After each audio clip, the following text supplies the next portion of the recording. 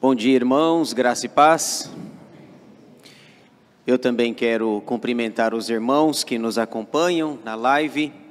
Sejam bem-vindos em nome de Jesus. Nós vamos começar a nossa aula desse domingo, dia 3 de agosto de 2025. Nós estamos estudando o livro dos Atos dos Apóstolos, como é do conhecimento dos irmãos. Todo mundo já sabe, com exceção dos visitantes que estão conosco pela primeira vez.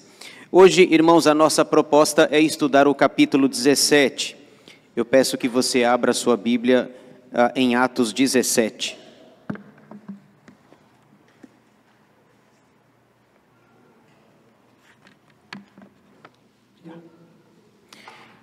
Obrigado, Rodrigo. Atos 17. Deixe a sua Bíblia aberta neste capítulo para a exposição que nós faremos. Muito bem, irmãos, nós estamos estudando a segunda viagem missionária de Paulo. Estamos dividindo-a em algumas partes, porque ela é grande, é longa, tem muita coisa para ser falada, então nós estamos dividindo a segunda viagem. Em linhas gerais, só para que vocês tenham uma ideia, a segunda viagem começa em Atos 15:36 e termina em 18:23. Ela aconteceu por volta dos anos 50 a 53 depois de Cristo, portanto, num período aí aproximadamente de 4 anos, num percurso de 4.500 quilômetros. Essas duas setinhas que os irmãos estão vendo é só para que nós nos localizemos aqui. Aonde a viagem começou, nós temos duas setinhas, onde ela começou e onde nós paramos, aonde nós estamos nessa viagem. Então, a viagem começa aqui em Antioquia da Síria e nós paramos aqui na cidade de Filipos. Vimos os acontecimentos ali ocorridos. Começamos em Antioquia e paramos em Filipos no domingo passado. Lembrando que a viagem, eles vão por cima, eles começam por cima aqui, depois voltam até chegar aqui e depois eles vão para Antioquia novamente. Tudo isso num período de 4 anos aproximadamente, num trajeto de 4.500 quilômetros. Muito bem. No domingo passado, nós estudamos Atos 16. E Atos 16, basicamente, os eventos ocorridos foram na cidade de Filipos. Nós tivemos 3 episódios ali, basicamente, ocorridos ali. A conversão de 3 pessoas. Lídia, a jovem possessa e o carcereiro. Então, Atos 16 aconteceu basicamente em Filipos, com o que Deus fez na vida de Lídia, da jovem, que nós não sabemos o nome, e também do carcereiro de Filipos. Hoje nós vamos seguir viagem aqui, caminhar mais um pouco. Vamos estudar, portanto, Atos 17, a segunda viagem missionária de Paulo, a terceira parte. Esboço de Atos 17. O capítulo está dividido em 4 partes. Primeira, a chegada em Tessalônica, versículos 1 a 9. Segunda, o envio para Bereia, versículos 10 a 15. Terceira, a pregação de Paulo em Atenas, versículos 16 a 31. E quarta, o resultado da pregação, versículos 32 a 34. Então, hoje, irmãos, avançando um pouco mais na segunda viagem missionária, basicamente nós vamos passar por 3 cidades e ver os eventos ocorridos nessas 3 cidades. Vamos passar por Tessalônica, Bereia, lembram-se de Bereia? lá em Bereia acontece um detalhe interessante, curioso, que chama-nos a atenção. Nós vamos falar disso. Então, passaremos por Tessalônica, Bereia e Atenas. Essas 3 cidades aí, que nós vamos visitá-las nessa manhã. Vamos lá, então. Primeira parte fala basicamente dos eventos ocorridos em Tessalônica. A chegada dos missionários em Tessalônica, versículos 1 a 9. Ali só um detalhe, no mapa não aparece a cidade de Tessalônica. Vocês não vão vê-la aí no mapa. Mas ali onde eu deixei em vermelho, ali em vermelho aparece uma cidade chamada Anfípolis. Uma cidade menor vai aparecer, mas Tessalônica está próximo ali do que vocês estão vendo em vermelho. Vamos ver o que acontece na cidade de Tessalônica. Eles saem de Filipos e seguem viagem para esta cidade. Diz assim o verso 1. Tendo passado por Anfípolis, que é o que está em vermelho ali no mapa, e Apolônia, chegaram a Tessalônica, onde havia uma sinagoga de judeus. Paulo, segundo o seu costume, foi procurá-los e por 3 sábados arrazoou com eles acerca das Escrituras, expondo e demonstrando ter sido necessário que o Cristo padecesse e ressurgisse dentre os mortos. E este, dizia ele, é o Cristo, Jesus, que eu vos anuncio. Alguns deles foram persuadidos e unidos a Paulo e Silas, bem como numerosa multidão de gregos piedosos e muitas distintas mulheres. Os judeus, porém, movidos de inveja, trazendo consigo alguns homens maus dentre a malandragem, ajuntando a turba, alvoroçaram a cidade e, assaltando a casa de Jason, procuravam trazê-los para o meio do povo. Porém, não os encontrando, arrastaram Jason e alguns irmãos perante as autoridades, clamando: Estes que têm transtornado o mundo chegaram também aqui, os quais Jason hospedou. Todos estes procedem contra os decretos de César, afirmando ser Jesus outro rei. Tanto a multidão como as autoridades ficaram agitadas ao ouvirem estas palavras. Contudo, soltaram Jason e os mais, após terem recebido deles a fiança estipulada. Muito bem, vamos considerar aí alguns detalhes importantes dessa parte. A chegada dos missionários em Tessalônica. Destacamos 4 pontos importantes. Primeiro, a estratégia dos missionários. Você pode ver aí no versículo 1. Diz que eles chegaram a Anfípolis, a Polônia e finalmente a Tessalônica, onde havia uma sinagoga de judeus. Essa descrição de que havia uma sinagoga dos judeus aponta para a estratégia usada pelos missionários. Por quê? Porque a sinagoga era um ponto de contato para eles.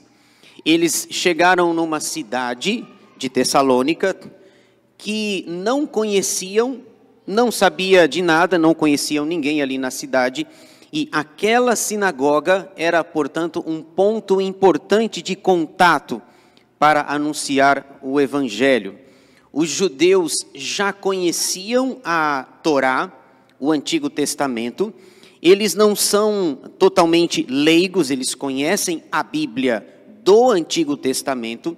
Portanto, os missionários vão ali, é um sábado, e o local ajuda, o dia ajuda, porque é dito que eles fazem isso num dia de sábado. Portanto, eles vão num sábado lá e sabe que eles estão reunidos, como é habitual, o judeu guarda o sábado como o dia sagrado para eles, lá no Antigo Testamento. Aliás, é interessante, né? Você tem as 3 maiores religiões do mundo, cada uma delas guarda um dia diferente. Quando vai chegando o final de semana, quando vai se aproximando o final de semana, pode ver que muita gente no mundo inteiro vai guardar aquele dia. Por exemplo, Para nós pode ser comum sexta, sábado e domingo, mas em termos religiosos, em termos sagrados, quando vai se aproximando o fim de semana, o mundo se agita, o mundo para guardar. Por exemplo, os muçulmanos guardam a sexta-feira, os judeus guardam o sábado e os cristãos guardam o domingo. Pode parecer apenas mais um final de semana, sexta, sábado e domingo, mas do ponto de vista religioso, o mundo vai parar, vai se agitar. Os muçulmanos guardam a sexta, os judeus guardam o sábado e os cristãos guardam o domingo. Nós estamos aqui num sábado. É descrito que por 3 sábados eles se reúnem. Então eles pegam o local, o ponto de contato para poder evangelizar. A estratégia, que é o que nós devemos ter, estratégia ao evangelizar e ao falar da igreja. O segundo ponto que me chamou a atenção aqui é o tempo da plantação da igreja. Irmãos, isso aqui é um fenômeno, A igreja, diz o texto aí no versículo 2, que eles ficaram 3 sábados em Tessalônica, 3. E foi plantada uma igreja. Eu nunca vi um fenômeno desse. Irmãos, nos nossos dias, especialmente no contexto presbiteriano, às vezes, você tem uma congregação que completa 10 anos, 20 anos, 30 anos. Eu conheço uma que fez 40 anos, está comemorando 40 anos de congregação, porque ainda não conseguiu ser organizada. Ela não tem condições ainda de ser uma igreja.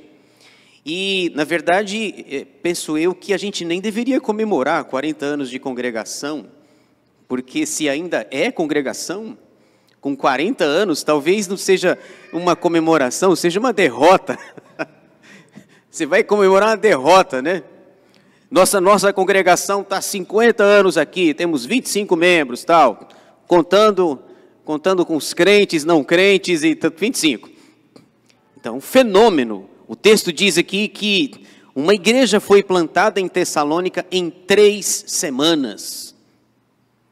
Veja aí no versículo 2, Paulo, segundo o seu costume, foi procurá-los e por 3 sábados arrazoou com eles acerca das Escrituras. 3 sábados, menos de um mês. Foi fundada a igreja de Tessalônica. Paulo planta ali uma igreja. E um tempo depois ele volta, ele vai embora e ele escreve 2 cartas. É ou não é? 2 cartas que você e eu lemos até hoje. 1ª e 2ª aos Tessalonicenses. 1ª e 2ª aos Tessalonicenses. Uma igreja fundada em 3 sábados. Então, o tempo da plantação da igreja me chama a atenção. Diz o texto que Paulo arrazoou sobre as Escrituras. No versículo 3, expondo e demonstrando ter sido necessário que o Cristo padecesse e ressurgisse dentre os mortos. E este, dizia ele, é o Cristo Jesus que eu vos anuncio. Expondo e demonstrando. Bom, para que você possa demonstrar algo, você precisa conhecer. Você precisa ter o domínio daquilo. Então, o que Paulo faz? Ele está na cidade de Tessalônica e ele pega as Escrituras do Antigo Testamento e diz assim, Jesus está lá. Jesus está presente no Antigo Testamento. O seu nascimento fora previsto, o seu crescimento, o seu sofrimento na cruz, sua crucificação, sua morte, a sua ressurreição. Todas essas coisas foram anunciadas no Antigo Testamento e o texto diz que ele estava demonstrando. Para que eu possa demonstrar alguma coisa, eu preciso conhecer. Então Paulo diz, nós temos aqui o Antigo Testamento e ele mostra para nós que era necessário que Jesus padecesse e ressurgisse dentre os mortos. O texto diz que ele arrazoou.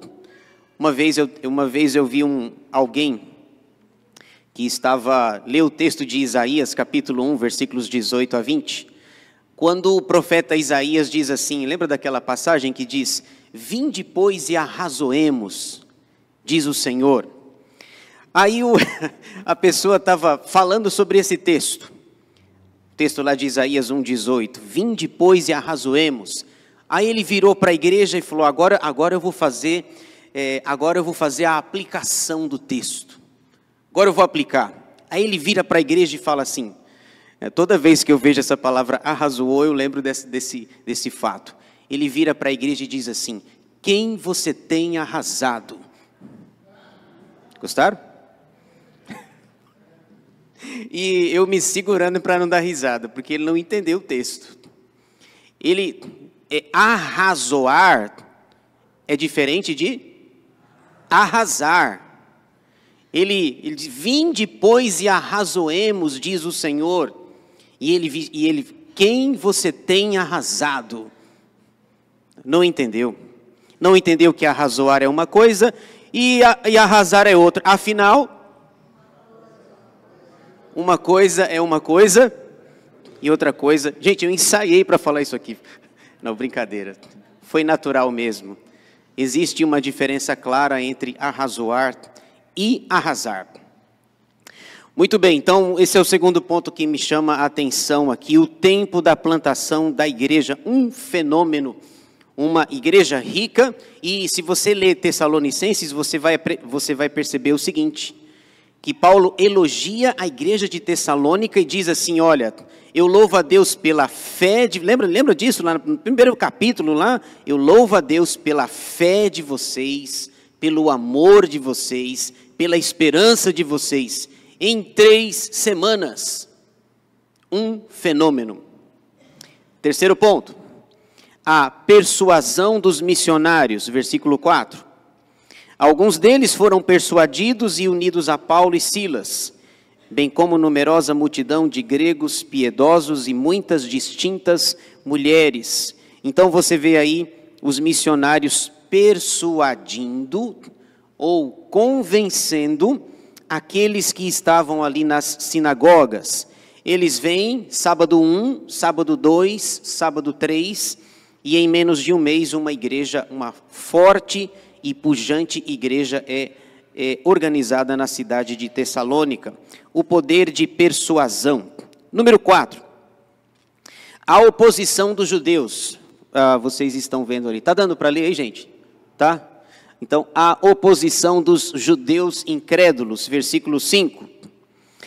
Os judeus, porém, movidos de inveja, trazendo consigo alguns homens maus dentre a malandragem, ajuntando a turba, alvoroçaram a cidade e, assaltando a casa de Jason, procuravam trazê-los para o meio do povo. Então, veja essa palavra inveja. Os mesmos judeus que há algum tempo atrás, movidos de inveja, pediram para que Jesus fosse entregue, fosse crucificado. Eles tinham inveja de Jesus. E agora Jesus já nem estava mais aqui. Agora são os seus emissários, os seus missionários, os apóstolos, a quem ele enviara. E o sentimento continua o mesmo. Inveja por conta de Jesus e inveja por conta dos missionários. Esse Jason aqui, eles pegam o Jason, fazem uma varredura dentro da casa dele para saber se os missionários estão ali. E o texto é curioso que o texto diz que o Jason teve que pagar uma fiança. Mas qual foi o crime que o Jason cometeu? Qual foi o erro que ele cometeu? Por ter hospedado 4 homens de Deus? Paulo, Silas, Timóteo e Lucas trazem Jason para fora e fazem um tumulto aqui. Eles trazem homens maus dentre a malandragem. É para fazer arruaça. É para prejudicar mesmo. Homens maus já seria suficiente. Homens maus dentre a malandragem. Pegam Jason e vão na casa dele, fazem uma varredura e eles falam, tem uma expressão que eu até coloquei ali, né? Eles fazem um clamor, estes que têm transtornado o mundo chegaram até aqui. O que é transtornar? O que é? Confundir. Confundir, confusão, incomodar. O Luiz está falando perturbar. Numa versão aí, parece que tem uma versão que diz assim, que aqueles que trazem tumulto.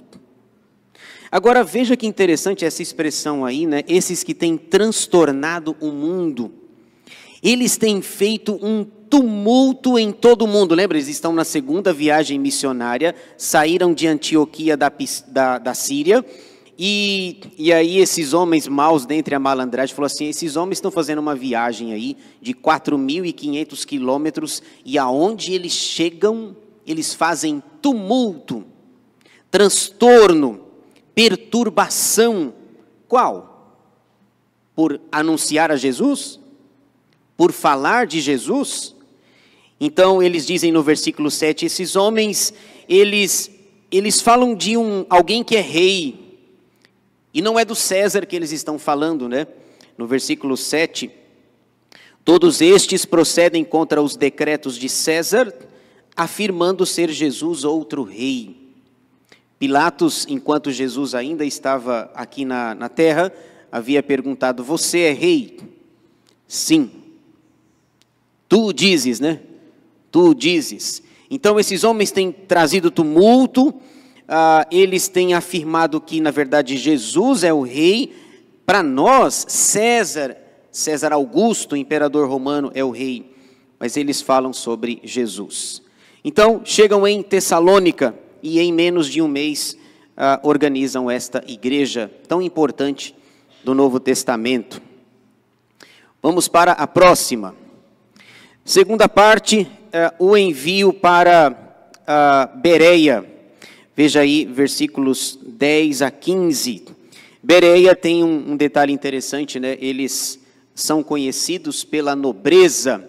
Eles não aceitam tudo o que é dito, simplesmente eles examinam as escrituras. Veja aí, aliás, Bereia aparece ali, tá vendo? Nós vamos dar um salto ali. Eles têm Anfípolis, Tessalônica, eles estão aqui em Bereia. Vamos ver aí os episódios que aconteceram ali. Versículo 10.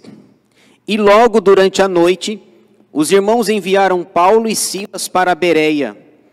Ali chegados, dirigiram-se à sinagoga dos judeus. Ora, estes de Bereia eram mais nobres do que os de Tessalônica, pois receberam a palavra com toda a avidez, examinando as escrituras todos os dias para ver se as coisas eram de fato assim. Com isso, muitos deles creram, mulheres gregas de alta posição e não poucos homens. Mas, logo que os judeus de Tessalônica souberam que a palavra de Deus era anunciada por Paulo também em Bereia, foram para lá excitar e perturbar o povo. Então, os irmãos promoveram sem detença a partida de Paulo para os lados do mar. Porém, Silas e Timóteo continuaram ali. Os responsáveis por Paulo levaram-no até Atenas e regressaram trazendo ordem a Silas e Timóteo para que, o mais depressa possível, fossem ter com ele. Muito bem, vamos ver aí alguns detalhes sobre a chegada deles em Bereia. Primeiro ponto aí que eu destaco é, novamente, a estratégia dos missionários. Eles usam a mesma estratégia. No versículo 1 diz que eles procuraram uma sinagoga dos judeus, e no versículo 10 diz que eles procuraram novamente a sinagoga. É a mesma ideia.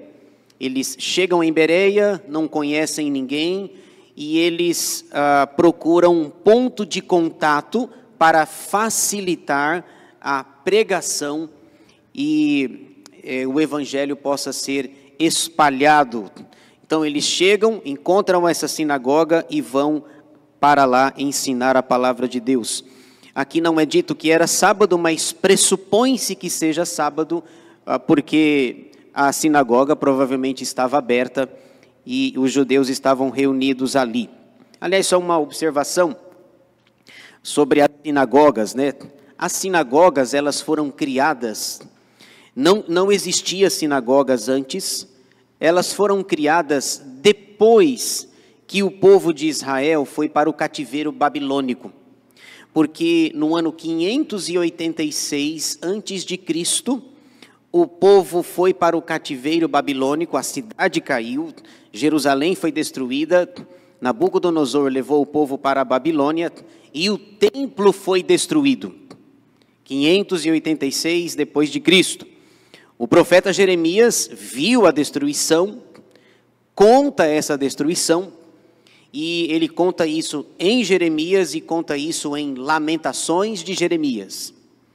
No primeiro versículo de Lamentações de Jeremias, Lamentações 1:1, ele diz assim: como jaz solitária a cidade outrora populosa. E chora, e chora, e chora, e ele passa o livro chorando. Porque caiu a cidade de Jerusalém. E lá no cativeiro eles não tinham mais o templo.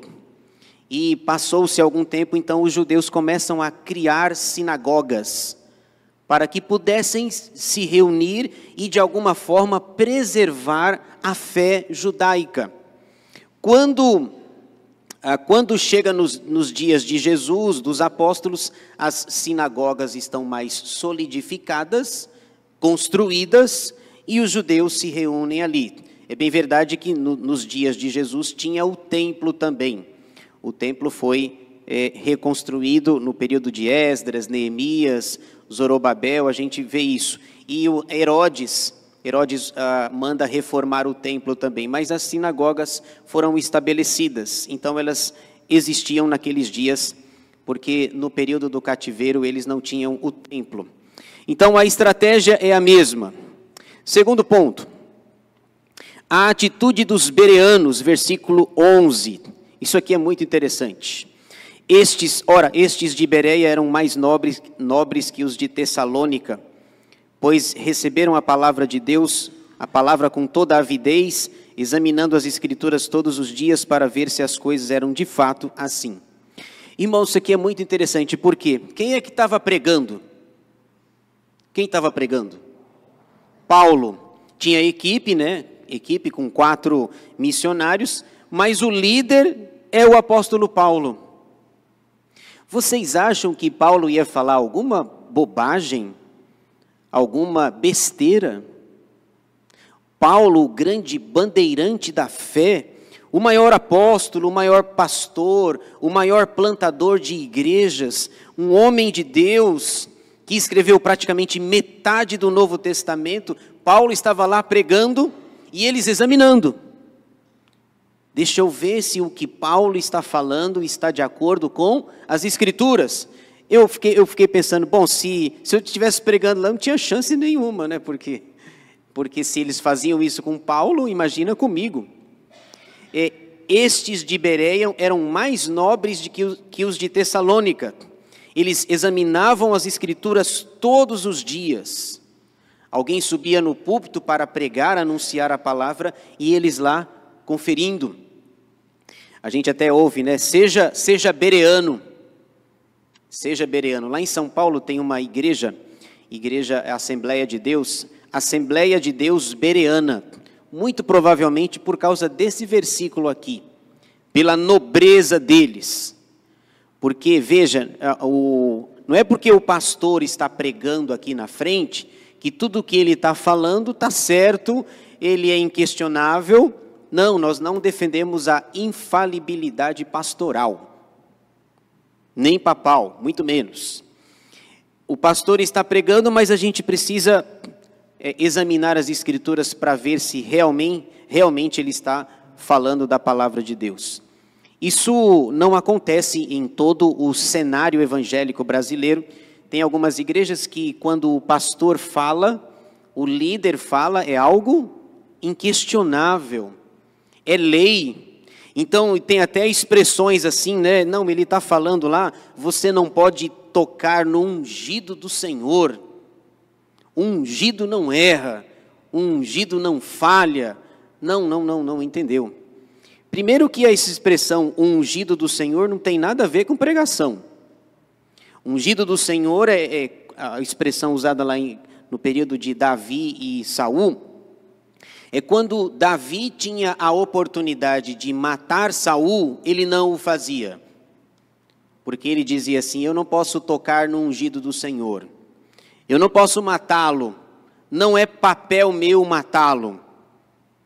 Eu não vou sujar minhas mãos de sangue matando Saul. Se Deus me prometeu o reino será meu, ele virá.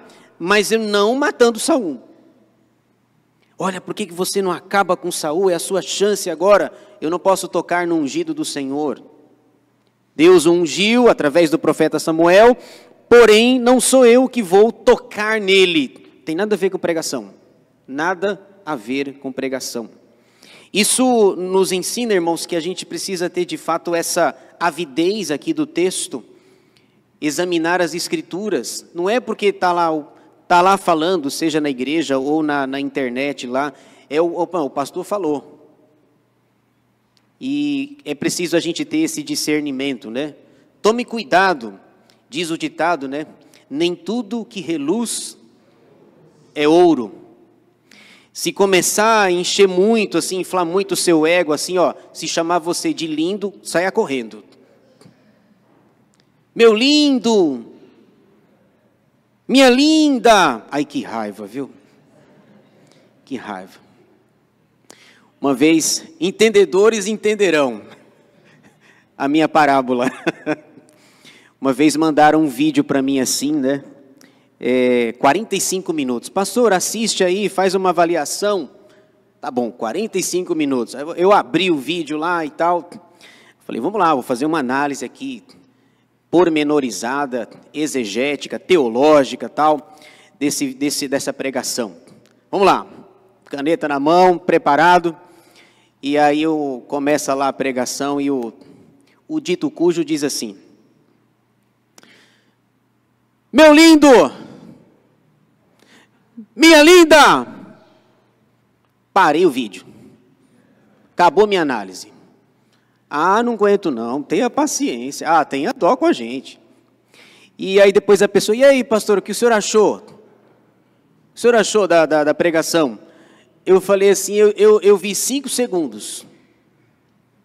Eu não sei, eu não vi, eu parei na linda.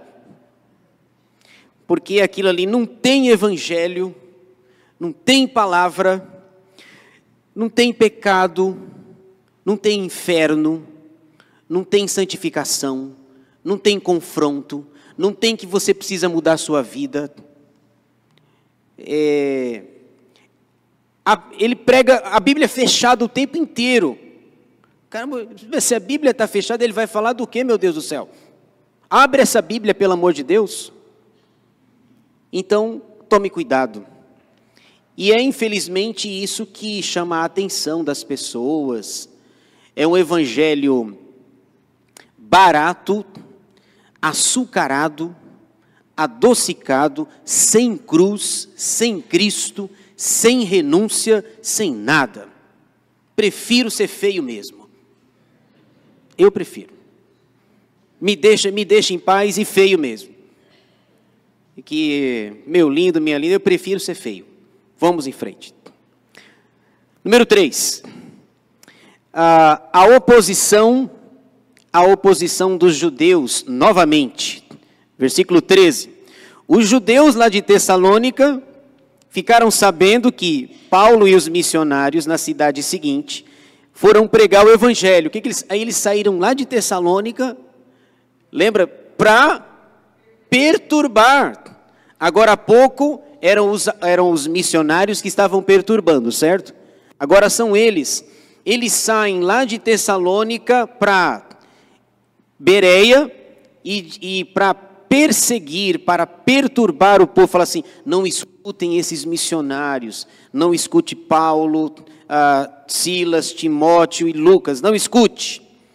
E aí eles promovem a saída de Paulo, veja aí o quarto ponto aqui, né? A saída de Paulo de Bereia, versículo 14a.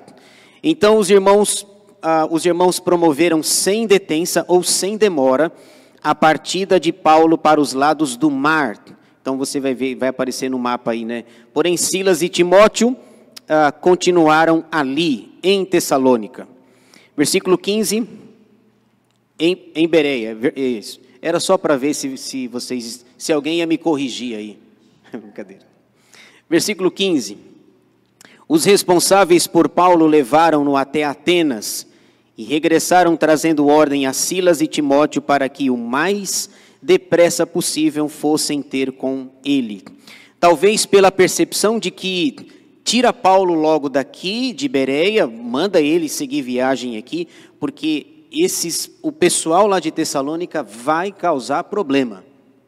Então eles vão seguindo viagem. E então nós vimos a primeira cidade Tessalônica, a segunda Bereia, e agora nós vamos para Atenas. A terceira parte aí, a pregação de Paulo em Atenas. Essa parte aqui é muito interessante, tem uns detalhes importantes que nós vamos ver.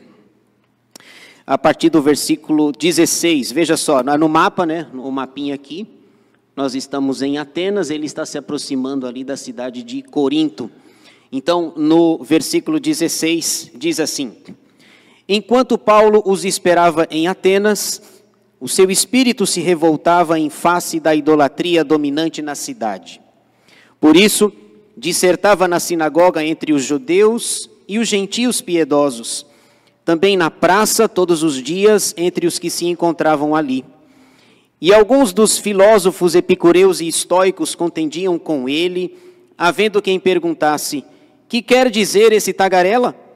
E outros: parece pregador de estranhos deuses, pois pregava a Jesus e a ressurreição. Então, tomando-o consigo, o levaram ao Areópago, dizendo: poderemos saber que nova doutrina é essa que ensinas? Posto que nos trazes aos ouvidos coisas estranhas, queremos saber o que vem a ser isso. Pois todos os de Atenas e os estrangeiros residentes de outra coisa não cuidavam, senão dizer ou ouvir as últimas novidades.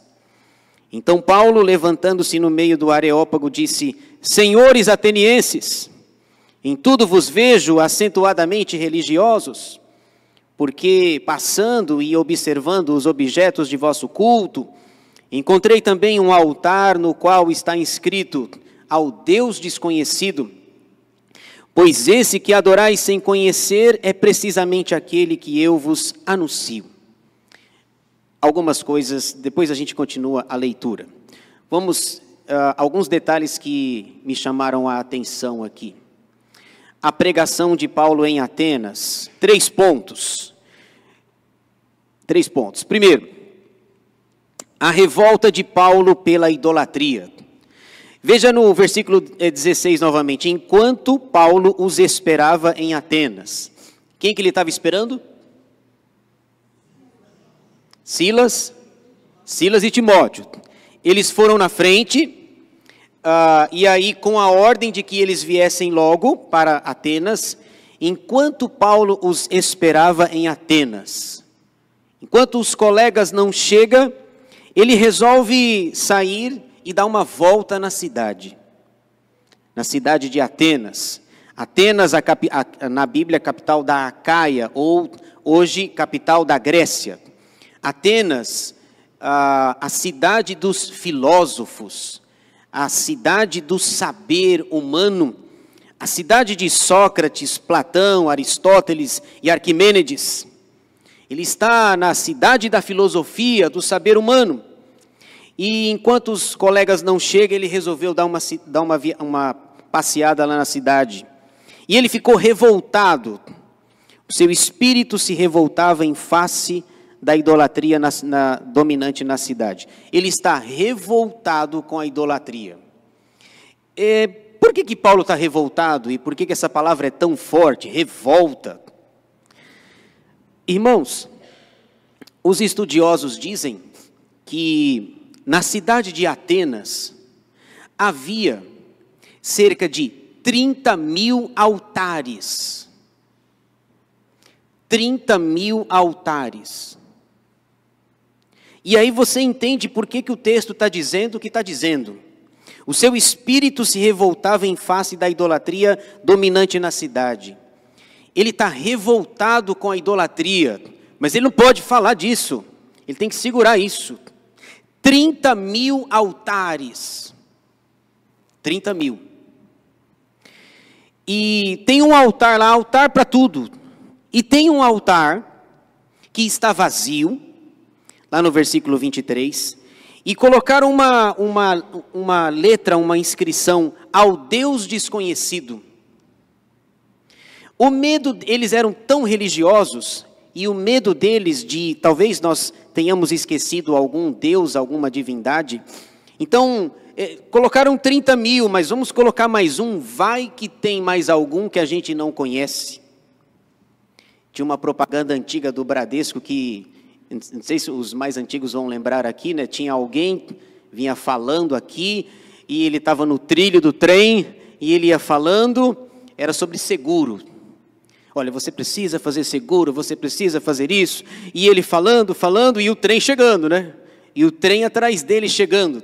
De repente, ele sai, no final do comercial, você acha que ele vai morrer, né? Você acha que o trem vai atropelar ele, lembra? Aí ele sai à direita aqui e ele faça o seguro, vai que. Lembra do vai que? Só eu, gente? Caramba. Uma semana treinando essa propaganda aqui. Eu acho que o Fernando lembra. O Fernando balançou a cabeça. Fernando é testemunha ocular comigo. Caramba, treinei pra caramba e vocês não lembram? Eu sei que no final lá ele falava assim, faz o seguro, aí o trem vai chegando, você acha que o trem vai pegar ele assim, aí ele, vai que. É mais ou menos isso.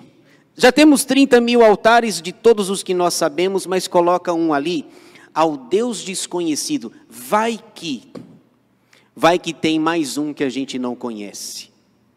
Paulo então está revoltado, 30 mil altares, na cidade da filosofia.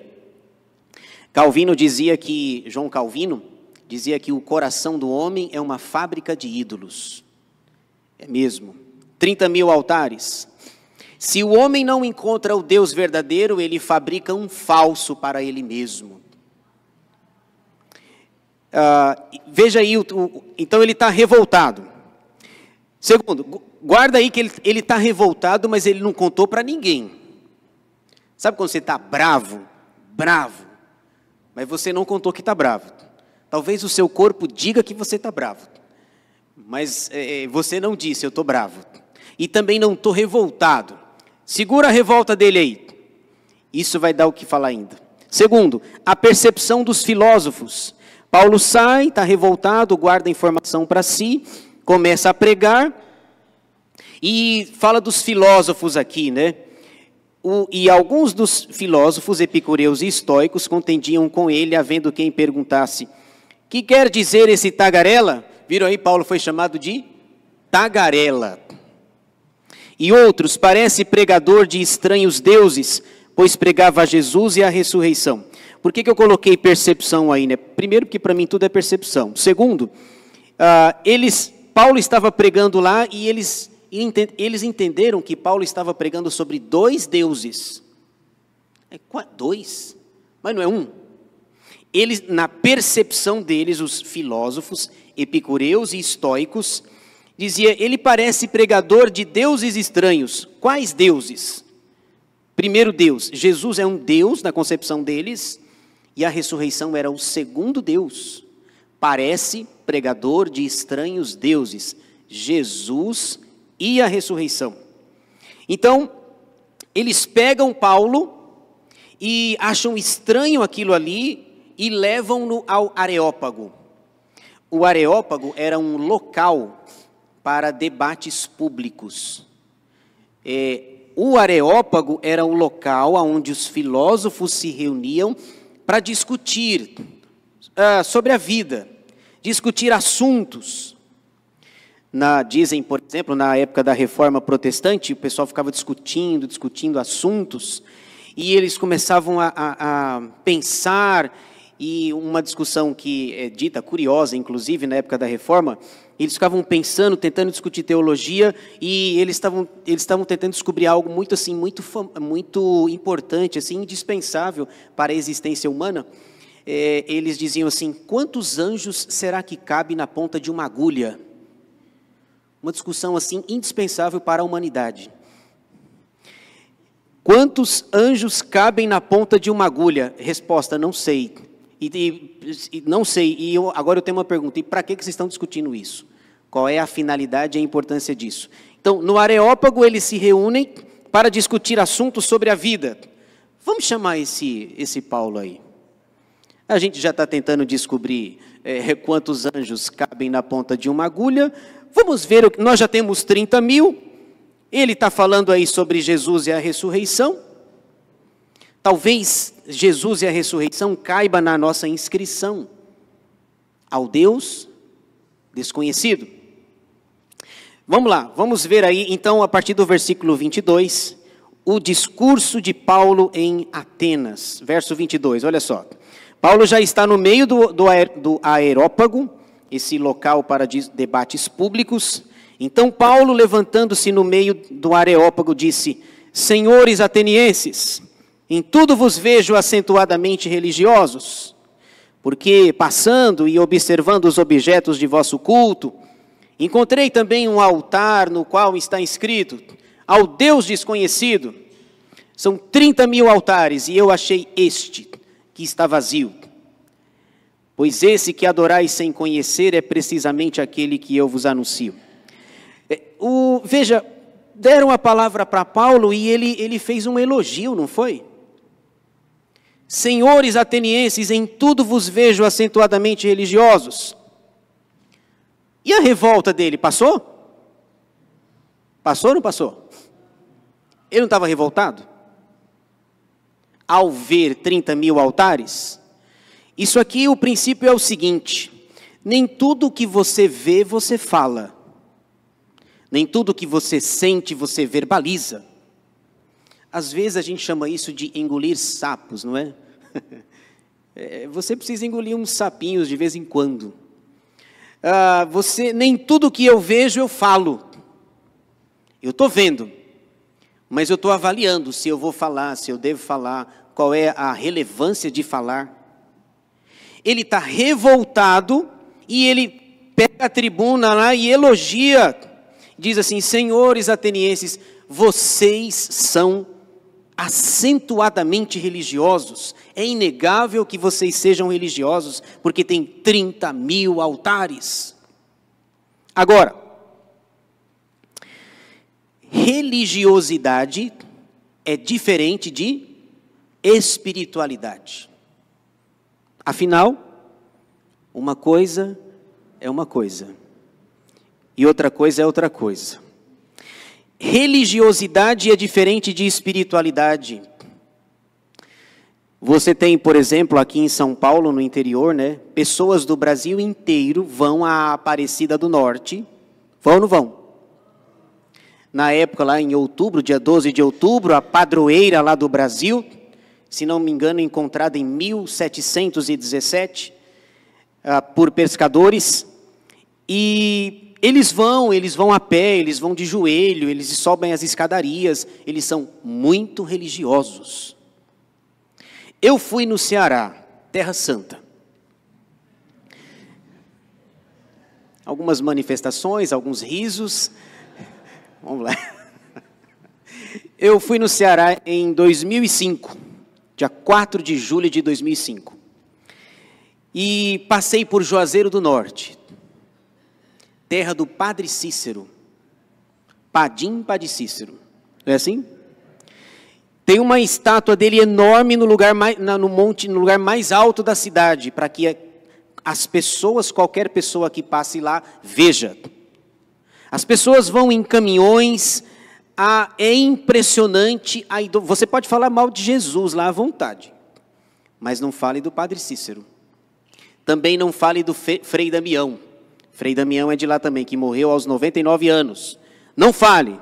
Você chega na casa, eu visitei algumas casas, você chega na casa, tem imagem de Padre Cícero, tem imagem de Frei Damião, um velhinho corcunda, assim, é o Frei Damião, não é o corcunda de Notre Dame, é o Frei Damião. E nas casas tem.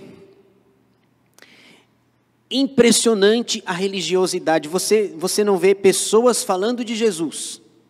A cidade de Juazeiro do Norte, no Ceará, e tem Juazeiro do Norte na Bahia também, é extremamente religiosa,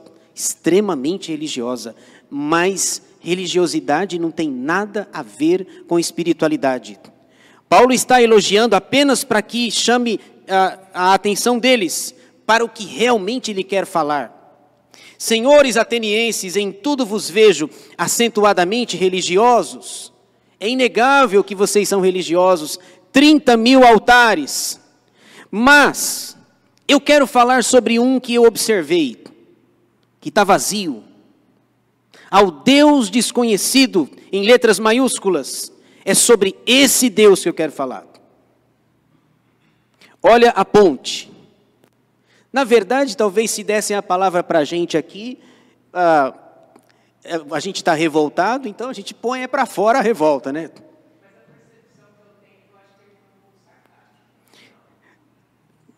Acredito que não. O Diego está dizendo que ele foi sarcástico. Vocês acham? Diga, tem um microfone sobrando aí? Tem? Tá aqui, ó. O Samuel, passa lá para ele, por favor, Luiz. O Samuel Damião, quer dizer, Bretas. Me enganei de Samuel aqui, viu? Fala, Samuel. O Diego falou que talvez ele estivesse sendo sarcástico aqui, né? Não é uma pergunta. O senhor estava comentando da caminhada de Paulo e achou a cidade com 30.000 templos, né? Estava lembrando agora com a Janaína, que nós vimos um vídeo. Não me engano, qual é o país da Ásia? Não sei se é Camboja, Tailândia ou Vietnã. Tem um lugar lá que tem 20.000 templos e uma igreja católica também no meio, assim. E cada um, eles entram lá e adoram os deuses, né? Isso existe hoje. Exatamente, né? O ser humano continua sendo idólatra. Você falou do Camboja, né? Se eu não me engano, é Camboja, Vietnã. Eu ia falar da Índia. Eu não sei o número exato, mas talvez chegue a milhões na Índia. Eu ouvi um número, não sei se alguém puder verificar aí na internet aí, que tem, sei lá, 20 milhões de deuses. É uma coisa assim, o número eu estou chutando. O Samuel falou de 20.000 no Camboja, 30.000 aqui em Atenas, mas na Índia chega a milhões. Então, você viu aí? Eu fui modesto ainda. 330 milhões. Então, talvez, Diego, ele tenha dito isso para que, olha, faz um elogio, porque não é inegável que eles eram religiosos. Mas ele quer chamar a atenção, porque, veja, ele está revoltado, chamaram ele de tagarela, né? Então, você tem que ter tato, tem que ter feeling. Vamos ver aí o que ele prega. A Beth. Leva para a Beth, por favor. Então, deixa eu só mostrar aqui, eu fiz um resumo para mostrar para vocês. Depois que a Beth falar, eu mostro para vocês aí o resumo. O que ele prega basicamente. Pastor, só para compartilhar, ontem nós tivemos uma live com a Cecília lá em Guiné-Bissau, sobre missões. E ela comentando sobre o trabalho lá, né? E das questões das etnias. E qual é a estratégia? Ela está há 26 anos lá, né? Com esse trabalho com a escola, que muitas vezes é apresentada aqui na igreja. E ela contou a história, até a questão de a pessoa quando morre, né, a questão cultural que eles fazem. Ela comentando com isso, que é uma coisa assim, que cheira podridão mesmo, muita feitiçaria. E eu fiquei pensando, né, quando o senhor fala essa passagem aqui de Paulo, a questão da ira dele, a questão dele dele ter aquela questão da revolta, quando ela começou a contar, nós tínhamos um momento de pergunta. E foi o que eu pensei, qual é a revolta no coração dela de ver tantas coisas ali, e ela ali com a estratégia que a irmã Tabel falou, de estar tendo uma escola ali. Ela falou que, diante de tantas etnias, também tem a questão dos muçulmanos, né, que também crianças frequentam ali, desde da infância até o 8º ou 9º ano. E eu fico pensando assim, como que é o coração de um cristão, né, uma irmã que foi levantada por Deus, né, e ali casou com o reverendo, e eles têm uma escola, mais de 300 e poucas crianças, com várias etnias, várias situações.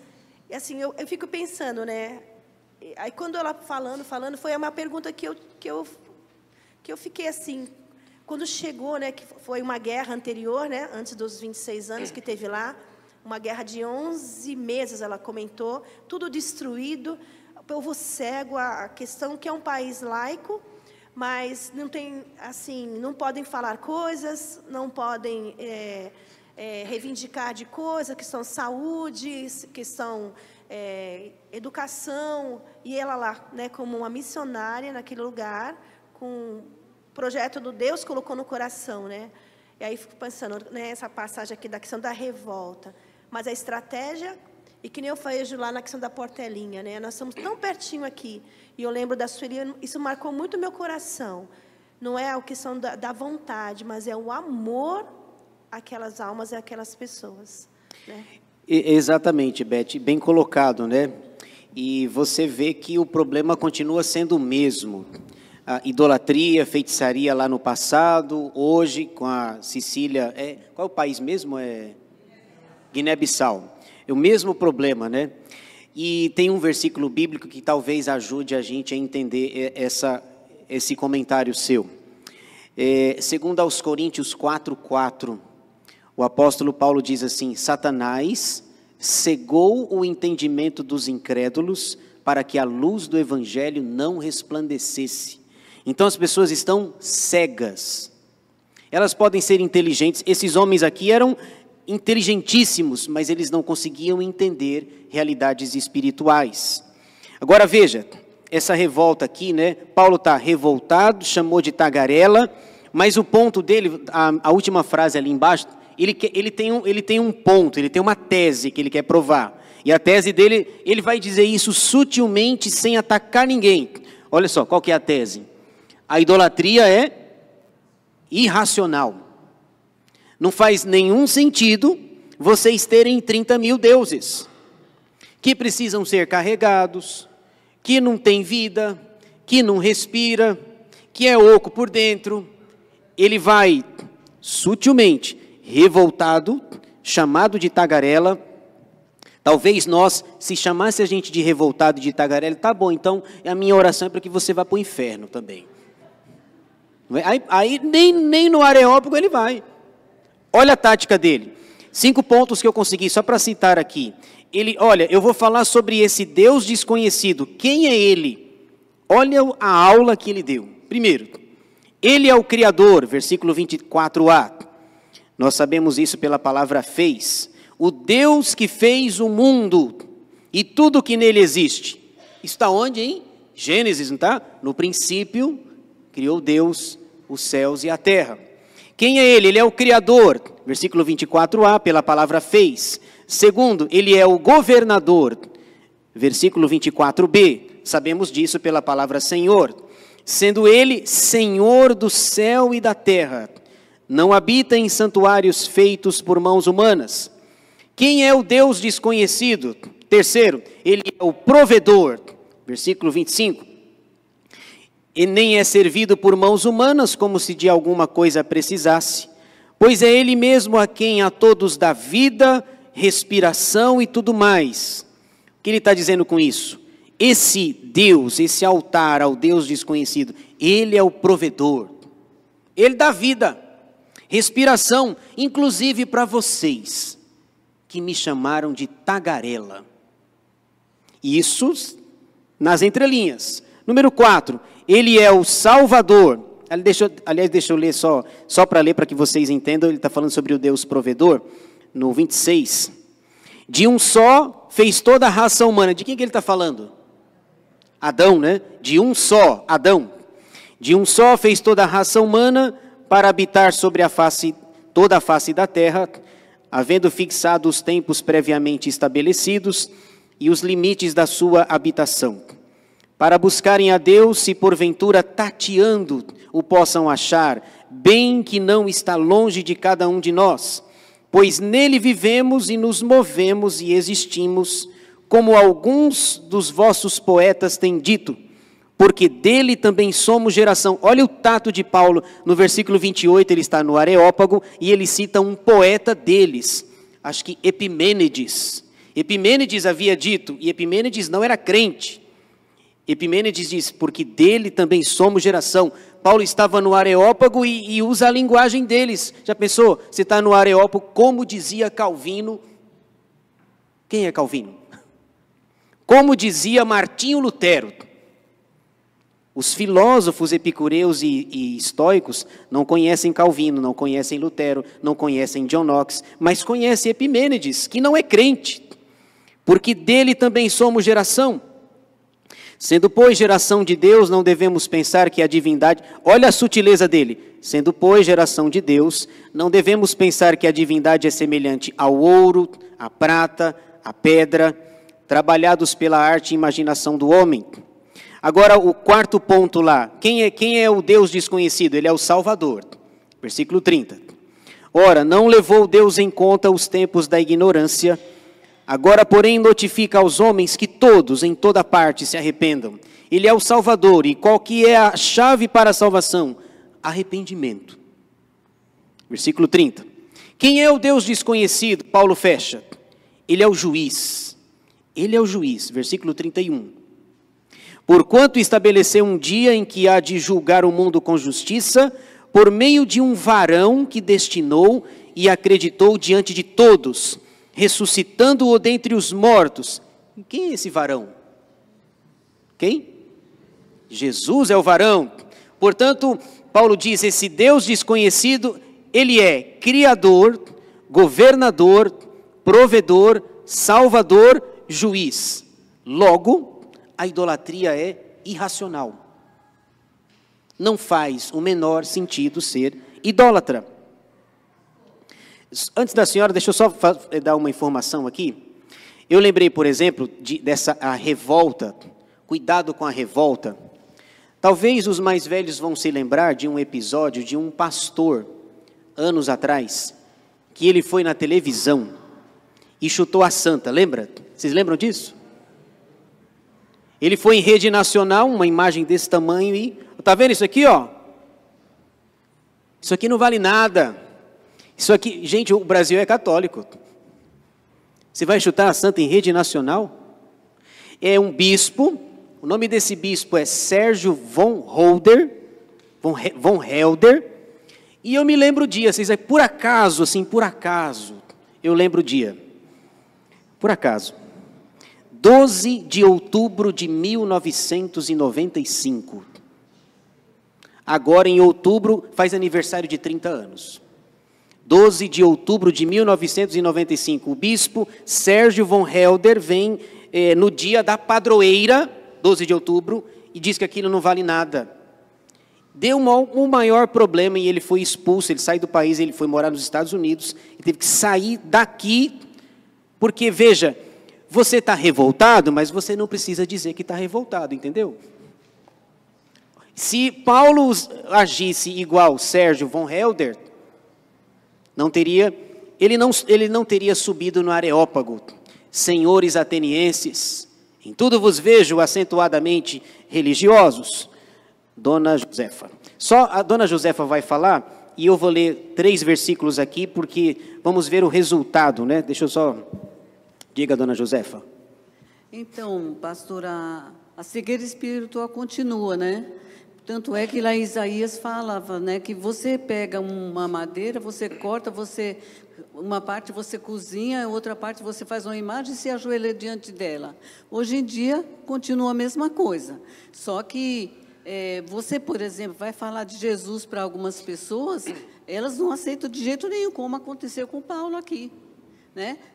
Tanto é que tudo isso aconteceu e eles não falaram assim, eu não quero ouvir mais isso.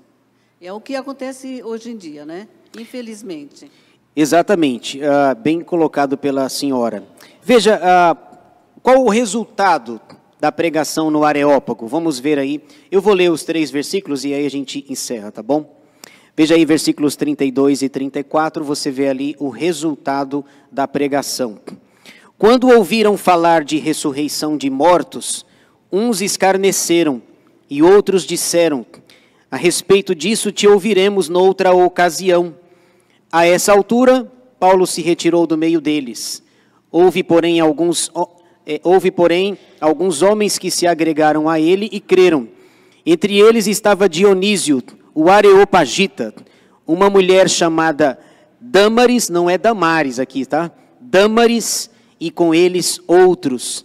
Irmãos, resumindo, guarde para si a sua revolta, não se importe que chame você de tagarela, pregue o evangelho, aproveite a oportunidade, porque teve conversões no Areópago. Eu estou revoltado aqui, me chamaram de tagarela, então que você vá para os quintos também. Então, tato. Esse Dionísio aqui, o nome dele indica que ele é grego. O Dionísio também, quando fala que ele é areopagita, provavelmente era o Dionísio, era quem abria e fechava o Areópago. Ele é um diácono. Ele abre e fecha a igreja, sabe? Então, aquele que abre e fecha o Areópago para as discussões diárias, ele foi alcançado pelo evangelho, porque alguém teve tato, porque alguém guarda para si a revolta, não tem problema chamar de tagarela, ele aproveita a oportunidade.